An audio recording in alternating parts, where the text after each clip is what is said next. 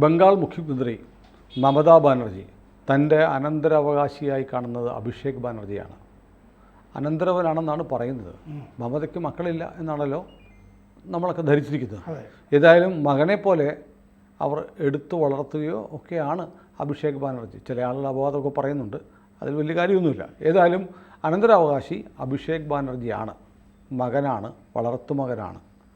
പക്ഷേ ഇപ്പോൾ ഇവർ തമ്മിലുള്ള ബന്ധം അത്ര നല്ലതല്ല. അനാവശ്യമായി ചില പ്രശ്നങ്ങൾ അഭിഷേക് ബാനർജി ഉണ്ടാക്കുന്നു പറയുന്നു. അതിനിടയ്ക്ക് ഞാൻ പെട്ടെന്ന് ഓർക്കുന്നുണ്ട്, ഒരു 6-7 മാസം മുമ്പ് മമതാ ബാനർജി വീടിനുള്ളിൽ വീണ് തലയ്ക്ക് പരിക്കേറ്റിരുന്നു. നമ്മളതിൻ്റെ ചിത്രങ്ങളൊക്കെ കണ്ടു. എങ്ങനെ വീണു എന്ന് ആർക്കും അറിയില്ല. വീട്ടിൽ നടന്ന എന്തോ ഒരു കശപിശയുടെ ഭാഗമായി ഇവരെ ആരോ പിടിച്ച് തള്ളി വീണു പരിക്കേറ്റു എന്ന് പറഞ്ഞിരുന്നു. ഹോസ്പിറ്റലൈസ് ചെയ്തു, മൂക്കൊക്കെ പൊട്ടി ചോര ഒഴുകുന്ന ചിത്രമൊക്കെ വന്നിരുന്നു. അതിൻ്റെ ദുരൂഹത പോലീസ് അന്വേഷിക്കുമെന്നൊക്കെ പറഞ്ഞു. പക്ഷേ ഒരു അന്വേഷണവും ഇല്ല, ഒരു റിസൾട്ടും ഇല്ല, ഒരു വാർത്തയില്ല. ഇപ്പോൾ വീണ്ടും വളർത്തുമകനും അനന്തരവൻ എന്ന് പറയുന്നില്ല, ഞാൻ വളർത്തുമകനെന്നേ പറയുന്നുള്ളൂ.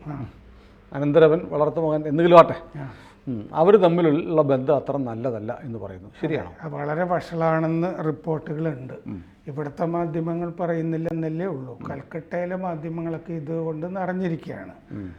അതായത് ഒന്ന്, ഇയാളോട് അടുപ്പമുള്ള മന്ത്രിമാരുണ്ട് മമതയുടെ മന്ത്രിസഭയിൽ. ഇയാളുടെ കയ്യിൽ നിന്ന് ഉത്തരവ് വാങ്ങുന്നു. യുവരാജാവാണല്ലോ. അപ്പോൾ അവരെ കഴിഞ്ഞ ആഴ്ച ശകാരിച്ചിട്ടുണ്ട് മമതാ ബാനർജി. പിന്നെ ഈ ചില മന്ത്രിമാർ എന്നോട് ചോദിക്കാതെയാണ് പല കാര്യങ്ങളും ചെയ്യുന്നത്. ഇപ്പോൾ പ്രൈമറി ക്ലാസ്സുകളിൽ സെമസ്റ്റർ സമ്പ്രദായം അവിടെ ഏർപ്പെടുത്തിയിട്ടുണ്ട്. ഇതാരോട് ചോദിച്ചിട്ടാണ്? എന്നോട് ചോദിച്ചിട്ടൊന്നുമല്ല വിദ്യാഭ്യാസ മന്ത്രി ഇത് ചെയ്തത്. പറഞ്ഞു എന്ന് കഴിഞ്ഞ ദിവസം അഭിഷേക് ബാനർജി പരസ്യമായിട്ട് പറഞ്ഞു, എന്നോട് ചോദിച്ചിട്ട് വേണ്ട ഇത് ചെയ്യാൻ. അഭിഷേക് ബാനർജിക്ക് പാർട്ടിക്കകത്ത സ്ഥാനം എന്താ? അയാൾ ജനറൽ സെക്രട്ടറിയാണ്, ദേശീയ ജനറൽ സെക്രട്ടറിയാണ് തൃണമൂലിൻ്റെ. അപ്പോൾ ഇങ്ങനെയൊക്കെ ഒരാൾ പറയാൻ പാടുണ്ടോ? മുഖ്യമന്ത്രി അല്ല, അങ്ങനെ പറയാം. രാഹുൽ ഗാന്ധി അങ്ങനെ ചെയ്തിട്ടില്ലേ? പ്രധാനമന്ത്രി രാഹുൽ ഗാന്ധി കീറിക്കളഞ്ഞല്ലോ. പ്രധാനമന്ത്രി മൻമോഹൻ സിംഗ് എന്നോട് ചോദിച്ചിട്ടില്ല എന്ന് പറഞ്ഞ് ബില്ല് മേടിച്ച് കീറിക്കളഞ്ഞല്ലോ. എന്നാലും അധികപ്പറ്റാണ് എന്നാണ് ഇതൊക്കെ വായിക്കുമ്പോൾ തോന്നുക.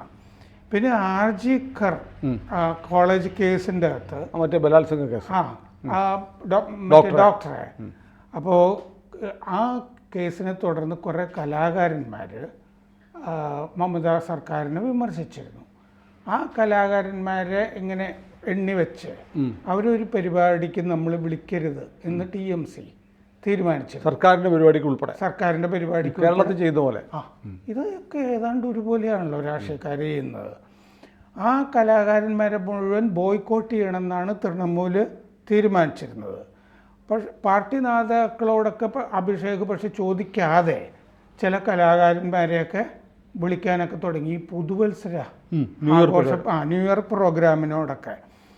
അപ്പോൾ അതിലൊരാൾ ഈ സംഗീതജ്ഞ ലഗ്നജി ചക്രവർത്തി, അവരുടെ പരിപാടി പുതുവത്സര തലേന്ന് തൃണമൂലിൻ്റെ കൗൺസിലർ, അവിടെ കോർപ്പറേഷൻ്റെ കൗൺസിലർ ഇടപെട്ട് റദ്ദാക്കി. തീരുമാനിച്ചിരുന്ന പരിപാടി തലേന്ന് റദ്ദാക്കി. ഡിസംബർ 31 ഈ വലിയ നേതാവ് TMCയുടെ വക്താവും കുനാൽ ഘോഷും പിന്നെ കല്യാൺ ബാനർജി MP-യും രണ്ടുപേരും ഈ അഭിഷേകിനെതിരാ. കുനാൽ ഘോഷ് പറഞ്ഞു, കലാകാരന്മാർക്ക് പ്രതിഷേധിക്കാം, അതിനുള്ള സ്വാതന്ത്ര്യം അവർക്കുണ്ട്. മനഃപൂർവ്വം TMCക്കെതിരെ എന്തെങ്കിലുമൊക്കെ അവർ ചെയ്താൽ അവർ കുറ്റക്കാരാണ്. ഈ വക കാര്യങ്ങളിൽ മുതിർന്ന നേതാക്കളെ കൺസൾട്ട് ചെയ്തിട്ട് വേണം ചെയ്യാൻ എന്ന് കുനാൽ ഘോഷ് ശകാരിക്കുകയും ചെയ്തിരുന്നു. അത് കഴിഞ്ഞ് ദഭാലിന ദത്ത, അതും സംഗീത പരിപാടി തന്നെ, അതും റദ്ദാക്കി. ഈ ഡയമണ്ട് ഹാർബർ MP-യാണ് മറ്റേ അഭിഷേകിന് അതും പിടിച്ചില്ല. അപ്പോൾ കുനാൽ ഘോഷിനെതിരെ അഭിഷേക് ബാനർജി പറഞ്ഞു, ഇത് പാർട്ടി അറിഞ്ഞിട്ടാണോ കുനാൽ ഘോഷ് ഇത് പറഞ്ഞത്? കലാകാരന്മാർക്ക് പ്രതിഷേധിക്കാൻ സ്വാതന്ത്ര്യമുണ്ട് എന്ന് ഘോഷ് പറഞ്ഞത് പാർട്ടി തീരുമാനമാണ്. ഞാൻ അറിഞ്ഞിട്ടാണോ, എന്നോട് ചോദിച്ചിട്ടാണോ, എന്നെ വിളിച്ച് ചോദിച്ചോ, ഇതാണ് ഉദ്ദേശിക്കുന്നത്. പിന്നെ നോട്ടീസ് എന്തെങ്കിലും പാർട്ടിയുടേത് കണ്ടിട്ടാണോ ഘോഷ് ഇത് പറഞ്ഞത്? ഇങ്ങനെയൊക്കെ ചെയ്യാം എന്ന് നോട്ടീസ് കണ്ടോ? മമതയോട് ചോദിച്ചോ എന്നോട് ചോദിച്ചോ, എല്ലാവർക്കും അങ്ങനെ സ്വാതന്ത്ര്യം കൊടുക്കാൻ പറ്റും, എല്ലാവരും പാടണം എന്നിങ്ങനെ പറയാൻ പറ്റും എന്ന് ചോദിച്ചു. ഈ പൊതുവെ ഈ ആർജിക്കർ കേസിൽ പാർട്ടി എടുത്ത നിലപാടുകളോടൊന്നും യോജിച്ചല്ല ഈ അഭിഷേക് ആ കാലത്ത് നിന്നിരുന്നത്. കുറേയും കൂടിയൊക്കെ രൂക്ഷമായി പ്രതികരിക്കണം എന്നൊക്കെയുള്ള അഭിപ്രായം കുറേ സ്ഥലങ്ങൾ പേടിച്ചു പോയി എന്നൊരു തോന്നൽ അഭിഷേകനുണ്ട്. അഭിഷേകിന് കീഴടങ്ങാൻ പാടില്ലായിരുന്നു, ഡോക്ടർമാരെ കൈകാര്യം ചെയ്യണം, കത്തിക്കേണ്ട സ്ഥലങ്ങൾ എന്നൊക്കെയുള്ള, അപ്പോൾ ഒരു സോഫ്റ്റ് ആയിരുന്നു എന്നുള്ള അഭിപ്രായമൊക്കെ ഉണ്ട്. അപ്പോൾ ഇത് അഭിഷേക് ചോദിച്ചു 1 മണിക്കൂറിൻ്റെ ഉള്ളിൽ കുനാൽ ഘോഷ് പറഞ്ഞു പ്രതിഷേധവും അതിൻ്റെ പേരിലുള്ള ആസൂത്രിത ആലസ്യവും തമ്മിൽ വ്യത്യാസമുണ്ട്. മമത പറയുന്നതാണ് അവസാന വാക്ക്. കഴിഞ്ഞ ആഴ്ച മമത തന്നെ പറഞ്ഞിരുന്നു എന്തെങ്കിലുമൊക്കെ തർക്കങ്ങളുണ്ടായാൽ ഞാൻ പറയുന്നതായിരിക്കും അവസാന വാക്ക് എന്നവർ പറഞ്ഞിരുന്നു. എന്ന് പറയുമ്പോൾ പാർട്ടിയുടെ അകത്ത് ധാരാളം തർക്കങ്ങൾ ഉണ്ട്. അതിനെപ്പറ്റി അവർ അവെയറാണ്. അവസാനം ഞാൻ പറയുന്നത് എടുത്താൽ മതി എന്നാണ് അവർ പറഞ്ഞത്. അപ്പോൾ അഭിഷേകിന് പാർട്ടിയുടെ അകത്ത് ഈ വലിയ റോൾ കൊടുക്കുന്നത് സംബന്ധിച്ച് വലിയ തർക്കങ്ങൾ ഇവിടെ മുമ്പ് KM മാണി, ജോസ് കെ മാണിക്ക് കൊടുക്കുമ്പോൾ ഉണ്ടായ തർക്കമൊക്കെ പോലെ അതിൻ്റെ അകത്ത് ഉരുണ്ട് കൂടുന്നു എന്നുള്ളതാണ് റിപ്പോർട്ടുകളിൽ പറയുന്നത്. കല്യാൺ ബാനർജി MP-യും അഭിഷേകിനെതിരാണ്. ഘോഷിൻ്റെ കൂടെയാണ്, കുനാൽ ഘോഷിൻ്റെ കൂടെയാണ് കല്യാൺ ബാനർജി. ഈ കല്യാൺ ബാനർജി പറഞ്ഞു ഞങ്ങളെല്ലാവരും മമതയ്ക്കൊപ്പമാണ്. മമതയെ അപമാനിച്ച ഒരാളും ഇവിടെ ഇത്തരം പരിപാടികളിൽ പെർഫോം ചെയ്യേണ്ടതില്ല. ആർജിക്കർ കോലാഹല സമയത്ത് കുനാൽ ഘോഷും ഞാനും ഒക്കെയാണ് പാർട്ടിയുടെ കൂടെ ഉണ്ടായിരുന്നത്. കുനാൽ ഘോഷ് ജൂനിയർ ഡോക്ടർമാരെ പിന്തുണച്ച് നിന്നു.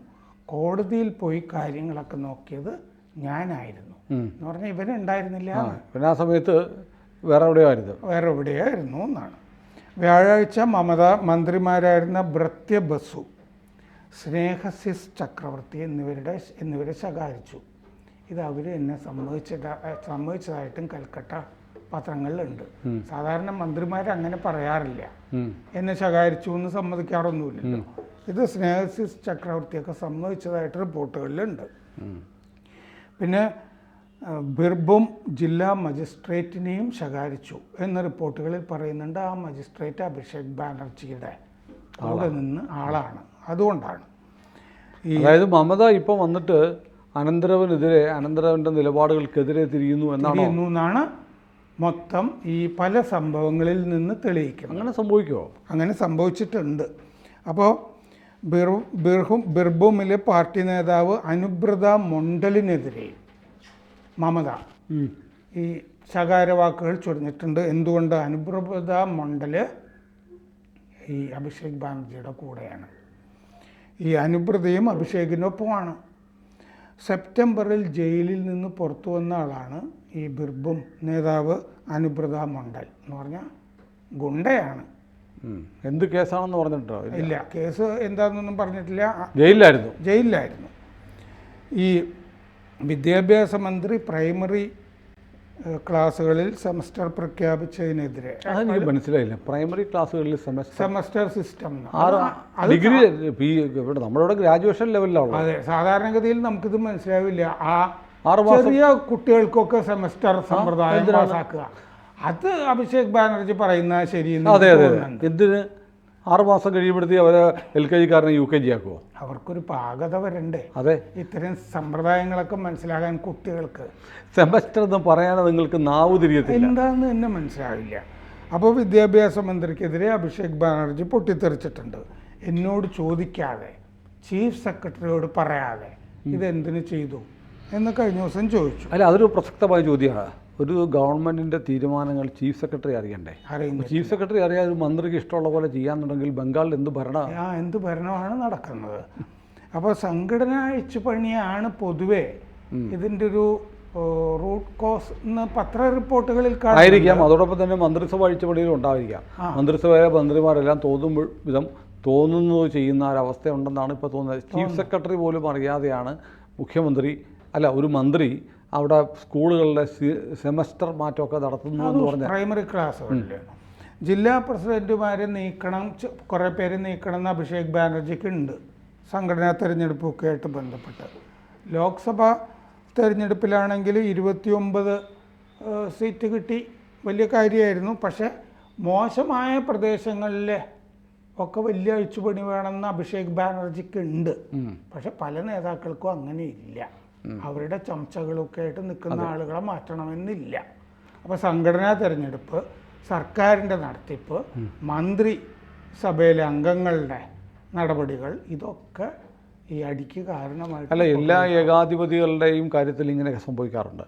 അവർക്ക് എതിരെയുള്ള നീക്കങ്ങൾ ആരംഭിക്കുന്ന കൊട്ടാരത്തിൽ നിന്ന് തന്നെയായിരിക്കും. നമ്മൾ സ്റ്റാലിൻ്റെ കാര്യം നോക്കിയാലും ലെനിൻ്റെ കാര്യം നോക്കിയാലും അല്ലേ. അപ്പോൾ മമതയുടെ കാര്യത്തിലും ചരിത്രം മമതയുടെ കാര്യത്തിൽ അന്ന് അവരെ വീടിൻ്റെ അകത്ത് തള്ളിയിട്ടത് സഹോദരനാണ് എന്ന് പറയപ്പെടുന്നു, എന്ന് പറയുന്നുണ്ടായിരുന്നു. മുമ്പ് അവർക്കൊരു കാർ അപകടവും ഉണ്ടായിരുന്നു, കാലിന് പരിക്കേറ്റു.